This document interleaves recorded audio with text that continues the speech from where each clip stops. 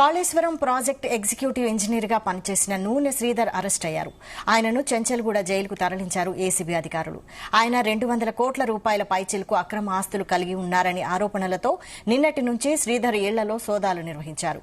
కోట్లు ఖరీదు చేసే విల్లా, అత్యంత లగ్జరీ స్కై స్క్రాపర్ ప్లాట్లు, పలుచోట్ల 4 అంతస్తుల భవనాలు, స్థలాలు, పొలాలు, బంగారం, హోటళ్లలో పెట్టుబడులు గుర్తించారు. నూనె శ్రీధర్ ఆస్తులు బయటపడడంతో కాళేశ్వరంలో అవినీతి గురించి ఇప్పుడు మరోసారి చర్చ ప్రారంభమైంది. శ్రీధర్ నుంచి ప్రారంభించి పై స్థాయి వరకు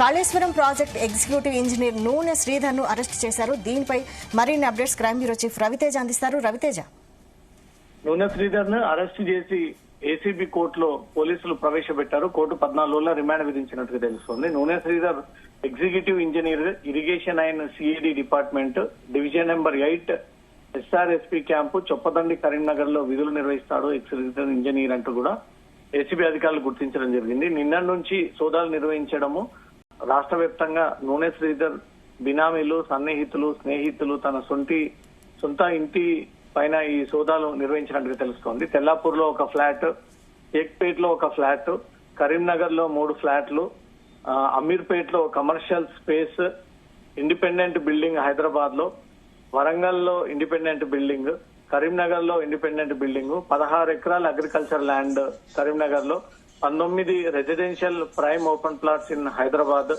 వరంగల్, కరీంనగర్ లో 2 wheelers, 4 wheelers, gold ornaments and bank deposits, సుమారు 200 కోట్లకు పైగా అక్రమంగా ఈ ఆస్తులను కూడబెట్టారు. తనకు వచ్చినటువంటి ఆదాయానికి మించి రెట్టింపుగా ఈ ఆస్తులన్నీ కూడా ఇల్లీగల్ గా కూడబెట్టారు.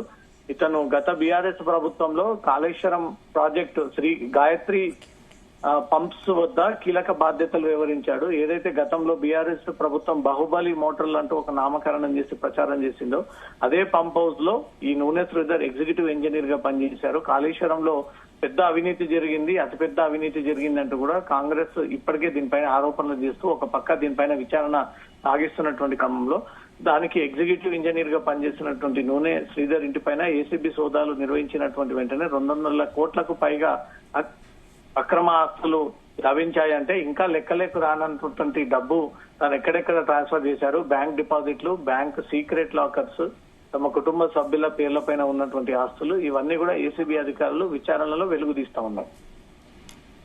Right, thank you Raviteja.